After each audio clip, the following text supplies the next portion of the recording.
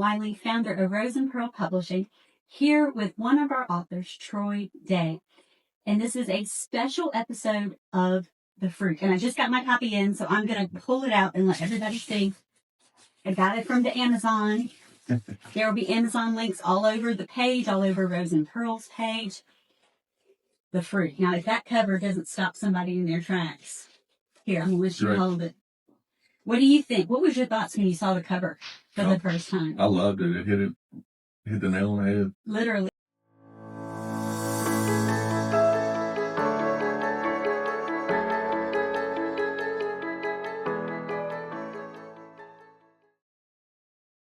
What if you had your child go missing and you needed to find them quickly? What if your husband was also missing at the same time and they were together? What if some mysterious person shows up out of the blue offering to help? Do you trust them? These are just a few of the questions, and not even the deepest questions, that author Troy Day asked in his new book, The Fruit, released this week. It was live on Tuesday. Actually, it came out a little bit early. It came out Monday night. Yes, ma'am. Yes, ma'am. And so we are here with Troy today, and we are so thrilled to be presenting this to you. I'm getting my notes open. I want to say hi. I'm Dr. Carolyn Wiley, founder of Rose and Pearl Publishing, here with one of our authors, Troy Day. And this is a special episode of The Fruit. And I just got my copy in, so I'm going to pull it out and let everybody see. I got it from the Amazon. There will be Amazon links all over the page, all over Rose and Pearl's page. The Fruit. Now, if that cover doesn't stop somebody in their tracks. Here, I'm going to let you hold it. What do you think? What was your thoughts when you saw the cover for the first time? I loved it. It hit the nail on the head. Literally. Yes, it did. It was perfect. I loved it. That is awesome. So Troy is a Mississippi native and storyteller with a knack for weaving suspense and truth into fiction. This is his second novel, The Fruit, and it explores what happens when spiritual rot hides beneath a perfect-looking small-town community, and what it takes to expose it. It even looks at, do we go too far sometimes when trying to get justice? So, for those who haven't read it yet, Troy, give us like the movie trailer summary of what The Fruit is about. The Fruit is it is a Southern thriller with a Gothic twist. It's set in a small town of Senatobia, Mississippi, where a child goes missing, and the town itself goes into the pursuit of justice to find the child. Yeah. And it is very hard hitting. You will know from the prologue whether or not this is a book you can hang with, because it will keep you up at night. Let me just tell you. I had the privilege of doing a lot of the editing, and it was intense. They could always tell if your book was the one I was editing. So the other question that I had was, we are actually here in Senatobia, and I am going to be giving away a signed copy of Troy's book to anybody who jumps on the comments. We'll give you, 3 days so people can watch it if they don't pop in live. The first person to jump in the comments and tell us where we're located. And the only hint you're getting is that we are in Senatobia right now. So you can't just say Senatobia. It has to be specific of where we are right now. First person in the comments, I will send you a free copy of Troy's book, The Fruit. But why did you set it here in Senatobia? It's a wonderful small town where the doors are unlocked. Neighbors know each other. You see each other at church. You see each other at the store. Everybody sees each other and kind of knows everybody. And I always like the idea of when something happens in a small town pulls together to solve the problem or to help someone out, your neighbor. That's where it started from. So what actually sparked the storyline? Like, was there an event that made you think, I need to explore this question more. My wife, she was right for a true crime blog, and was just at nighttime we'll be talking about it, or she'll be typing her story up, and we'll be going over that. And I kept listening to them, and it made me. A lot of these things happen in small towns. Yeah. Um, which made it even more relevant. And then, if anybody's ever been in a situation where I was in a sporting goods store, and I turned one way and I turned back and my child was gone. Mm-hmm. I've been the child hiding in the little ring of clothes, hiding from mom and dad. But the panic and the anxiety that takes over when it's your child and you don't see them, I just kind of flushed those together and went with it. And I mean, your child was found, luckily. Yes. But then that sparked the question of what if they hadn't been? Right. What do you do? What do you do? Who's going to come to help? Now, there is that eerie realism in the book. And Senatobia is a real town. It's actually the only Senatobia in the United States, and you can find where that is. Yes. And you do use real places, real roads. Yes. I think you said one of your readers said that they could just follow you as you were driving down the road in one of the scenes. You use them fictitiously. Right. It's definitely set in this very real town of Senatobia. So why did you pick to set it here? Because I love this town, and this town, when you live here, you have that feeling of people will be there for you. Mm-hmm. They're interested in what's going on. Sometimes a little strong, sometimes not. But they do take an interest in you, right? And they care. Now, the title, "The Fruit," where does that come from? What does that symbolize in the book? So the fruit it has a couple of different layers for me. Personally, the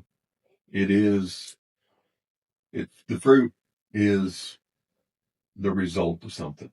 It is the result of the fruit of your actions, or the fruit of children are fruit. Mm-hmm. Who you are as a person is your fruit. And it's kind of wrestling with the idea of those things being recognized. Mm-hmm. Do you recognize if someone has fruit, or what is missing? And where does the fruit, good, bad, or rotten, come from? Right. Absolutely. So, was there a character when you were writing who surprised you? Because I know a lot of my fiction authors, and when I write fiction as well, like sometimes the characters just take on a life of their own. It's like, that's not what I intended you to be doing, but apparently that's what you're now doing. Did you ever have that experience writing this book? The character Lemar was probably the most profound one related to that question. There was in my mind, there was an element of him hanging around in my head, but as I wrote and we went through the editing process of the story, he jumped up and became something. What was the hardest scene for you to write? The Sarah, the mother of the child in the story, Mm-hmm. that goes missing. Her wrestling with her child and her husband not being there, and also at the same time, old memories and old grief comes up and has a lot of influence in what she does. Yeah, because when things happen, especially tragedies, it's never isolated. It's never just this thing that's happening to us. We still are a whole human that has a whole past that's going to influence all of our current actions. I know when we were editing, I would keep asking, why is she doing this? Yeah. And so that was a big question. And the answers are fascinating as you read the story. So have you heard any reader reactions yet? Yes, I've heard from some people that it's haunting to them. Um, the one you had mentioned earlier, just that was following the path of where we go through towns. Uh, it was scary, and it's what made her. Uh, the prologue was a little scary to her, and it made her continue to keep turning pages. Yes, yes. Um, that's what I'm hearing right now. I thought that you did really well with the details because there were details that you would hit that could almost seem in the writing like they were just non-important. Yet, as you're reading, they gave it such depth that that's to me where that haunting feeling came from. And just as an example, to not give anything away, like you're describing the kid's backpack sitting there on the floor. You're not describing the scene going on around, which is horrific. You're describing the backpack. And there was something about that that made that scene even more haunting than if you'd been describing what was actually going on. Well, I tell you, something else I have been thinking about lately too is that, uh, my whole life, our whole life, we've always heard the devil's in the details, Yeah. but God's in the details too, and it really think on what they're looking for, but So, yeah, if we want to back into the movie, here's a crazy question for you. Who plays Sonny, who is the main character? I would say a young Tombstone version of Sam Elliott. But we got to give him the most. Gotta have the mullet. Yeah, gotta have the mullet. He's got the voice. He's got the tone. He's gotta have the mullet. And Sonny has tattoos, right? Yes, he does. I think there was one described Yes. in the book. Okay. Yes. I want to talk about the author journey now, if you don't mind. So, when it comes to the process of writing, what would you say to somebody out there who's watching this and says, I really want to write, but I don't think I can. I think it'll be too hard. I don't even know how to get started. What would you tell them? I think the thing that you have to do is that you have to just let go and start. You have to let the pen or pencil move. If you if you type, you got to make your fingers move. Yes. You've got to get started. And if it kind of, when you relax and let go, it just starts happening. Absolutely. One of the things that you said earlier, before we were on live, that just tickled me is I asked him, what would you tell authors if he said to hang out more at Walmart? Tell him why you even said that. But it's one of it's almost kind of there's a little bit of a thread of this in this story too, that I believe is that, we all kind of go through these gut instinct moments, or something pops in our head and we wonder where that comes from. And for me, I've been wanting to write and do this for a long, long, long time. And I was at a place where had decided to do it.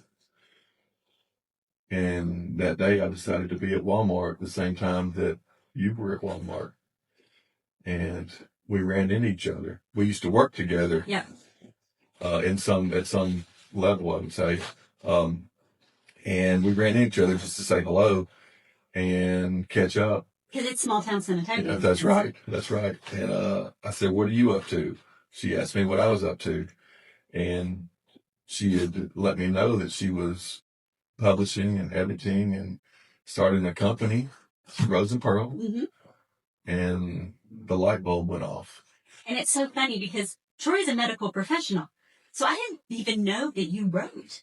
So I literally, joking with him, I thought, said, well, hey, if you ever want to write a book, let me know. And I started walking off. And I hear you calling, hey, wait, hold on.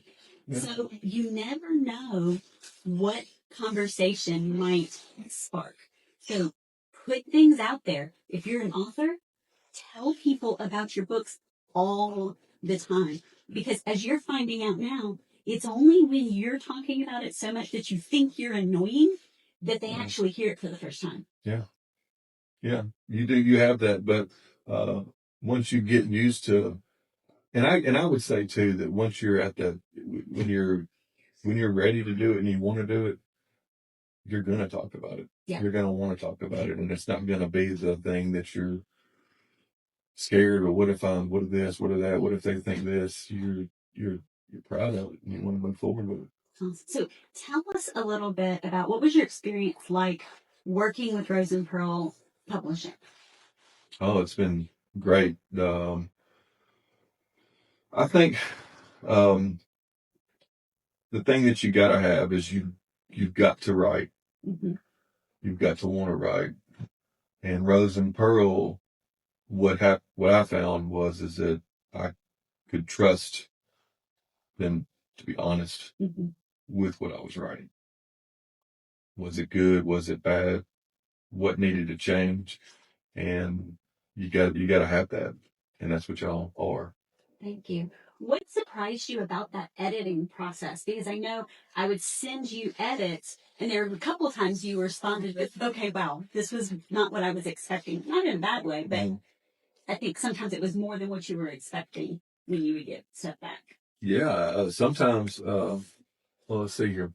Writing can be emotional. Yes. And putting yourself out there can feel risky, and editing can be very honest. Mm-hmm.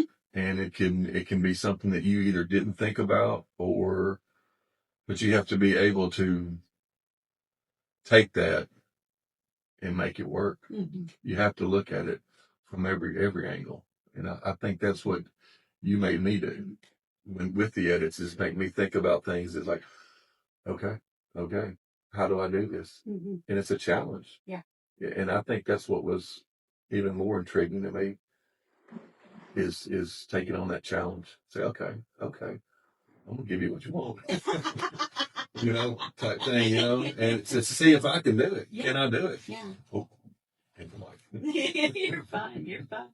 So in this whole process, from when you first started writing, because you had pretty much a first manuscript written before we even started talking about working together on it. From the very first words on the page to now holding a copy in your hands, show them again the cover so that they can see it. The fruit. What has been your favorite part of this whole process? My favorite part of this whole process is holding something that's finished. Mm-hmm. This is it. I've got it right there. I still go back and I'll read through it, to see is it compels me. Yeah. When I read it, and that's what I like about it the most, is I'm proud of what I wrote. That is awesome. So, and it's going to be on my bookshelf. That's right. That's right. Well, tell everybody where they can find it. And if you want a copy for free, figure out where we are. That's right. Be the first to pop it in the comments. And I'll go back and scroll. I'm going to give you 3 days. So today is Friday morning, Sunday night at 8 p.m. I will look and go on live and announce if anybody has figured out where Troy and I are sitting. Like I said, I've already given you, I've already given you a hint that we're in Senatobia, because the book is set in Senatobia. It only makes sense.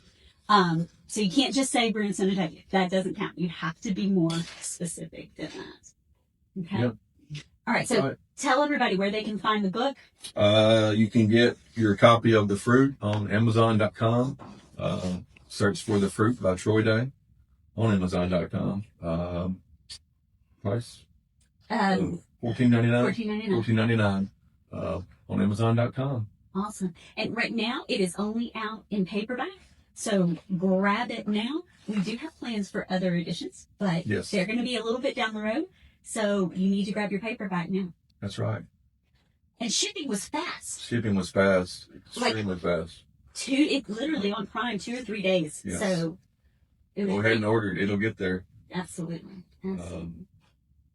Is there anything else that you would like to tell our lovely audience before we call it a day and tell them thank you for watching? I hope everyone that loves to read gets a copy of this. And as with the editing process and everything, I'll love to hear feedback and hear what you think about it. I think you're going to enjoy it.